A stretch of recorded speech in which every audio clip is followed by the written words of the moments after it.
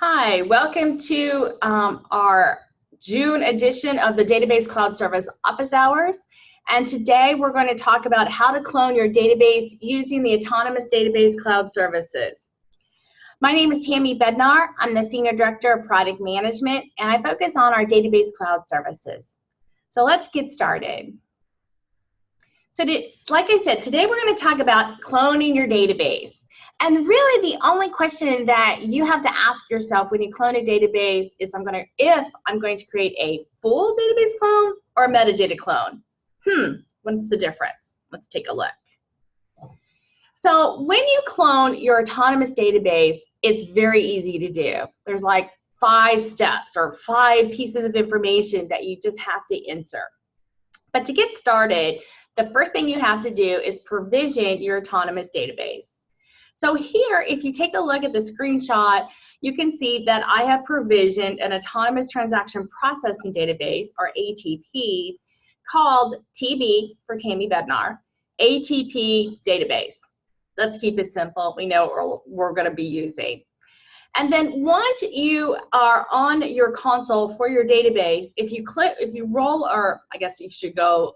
on Actions on the pull down, you can see there are a number of different actions that you can run against your database. And if you haven't looked at our database console lately, or our cloud service console lately, you can see there's a lot of new features that have been added. So all we're going to do is click on Create Clone. Now, like I said when we started, that when you want to clone a database, you have 2 questions to ask yourself, or actually 1 question. What kind of clone do I want? If you want a full database clone, that creates a new autonomous database instance complete with all the metadata and the data. Now, if you only want a metadata clone but no data, then you select metadata clone. So that gives you an option of loading new kind of data into your database. The only thing you do need to remember, though, today, the Oracle Machine Learning or the OML notebooks are not copied to the new clone. So when you say you want to clone, the next information that you need to enter is, what do you want to call your database? What's the display name? What's your database name? And that is pretty simple, right? And then the next option is how many CPUs and how much storage do you need? Now, CPUs don't have to match your source database, but the storage does, especially if you're creating a full database clone. So if you're using 2 terabytes of storage, you need to specify 2 terabytes of storage, right? That's physics. There's no way around that.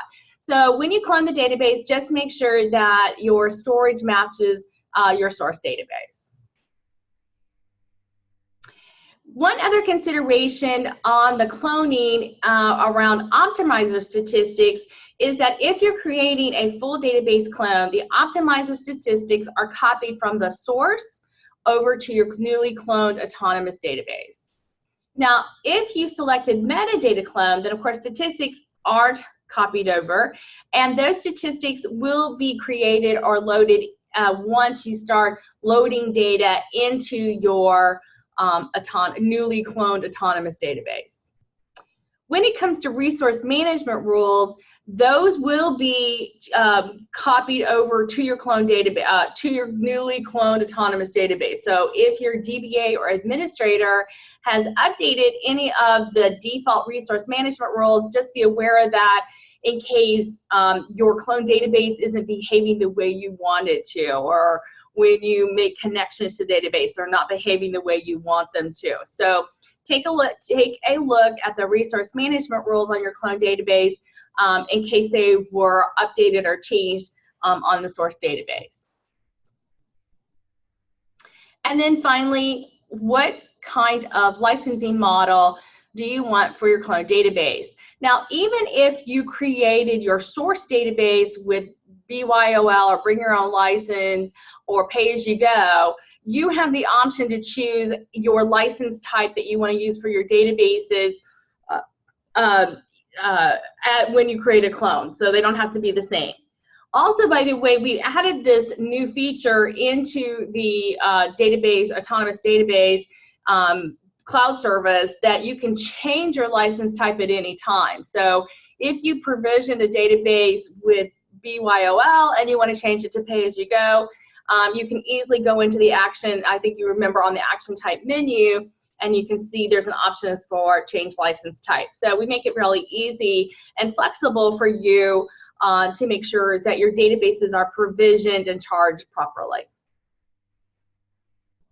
Okay, so let's take a look at this little demo I put together.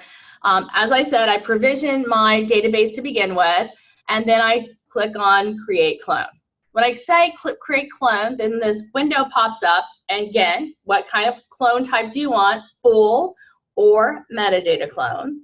And then you just have to fill in the database information. What do you want your display name to be, and what do you want your database name to be? Now, I just kept it easy and just put a number 2 at the end of my database name. Changing your CPU count and your storage count, double checking that. And as you can see, I clicked auto scaling. Auto scaling is a new feature that was just added, and we can talk more about auto scaling in a future edition of our office hours. And then your password. I don't know why, but the password always seems the most difficult thing for me to enter. The password has to be between 12 and 30 characters, 1 uppercase, 1 lowercase, and at least 1 number. So for me, this was the most difficult part of the cloning process, is making sure I put in the proper password based on the algorithm.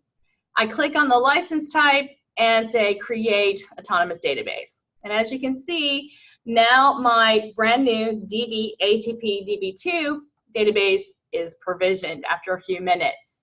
At that point, you can see that it looks just like the separate database, and the actions are there for you to run whatever you need to do against your clone database. Now, by the way, now at this point, you know, sometimes if you're cloning databases, you may need to update some of the data based on some of the security of the data that you cloned over.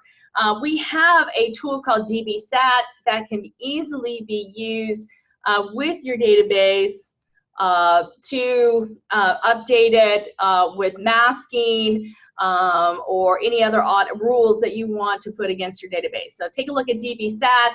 Makes it really easy if you need to modify the data for additional security and compliance. Last month we talked about all our different database cloud services that we have available for you today. We have the database on the Oracle Cloud Infrastructure, and that's basically a VM in which you can run database additions from 11G to 18C. You have complete control over patching and the type of agents, or if you want to add additional information to the operating system on this option. Then we have our database as a service options of VM or bare metal, and they can run standard edition 2 as well as enterprise edition. Again, lots of control over patching and versions of the database that you want to run.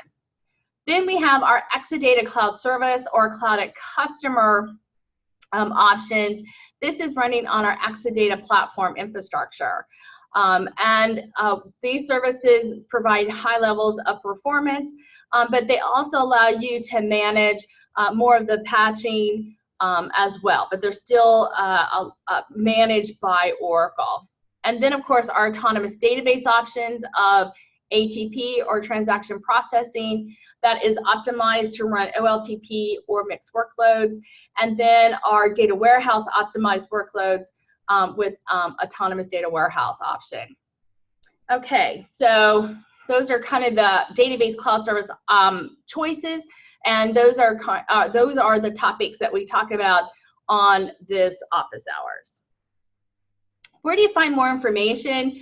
This is always a good thing if you're looking for information. We have blogs. If you go to blogs.oracle.com/database or Oracle-database, you'll see lots of information around our cloud services as well as Oracle Database 19C as well. That's our latest release of our Oracle Database. If you're looking for more information about 19C, please take a look at these blogs.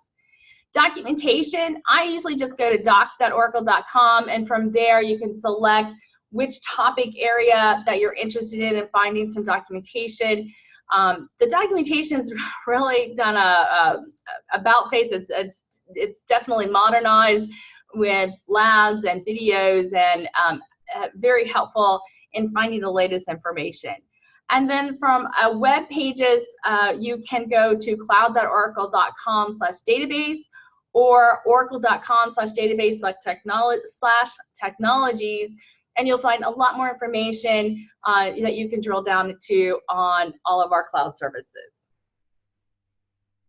If you're interested to find out what's new in the Autonomous Database, our product managers have done a great job of putting this page together. If you go to oracle.com/database/technologies/data warehouse-big data/adw-features.html, you'll have a page here of the new features that were added in the past few months, and you can drill down to see more information about those features. Our next Database Cloud Service office hours will be July 10th at 8 a.m. Pacific time. Any previous recordings can be found at AskTOM.oracle.com. If you have any topics that you'd like to talk about, we'd love to, please submit your questions, and we'd love to talk to you about those topics as well.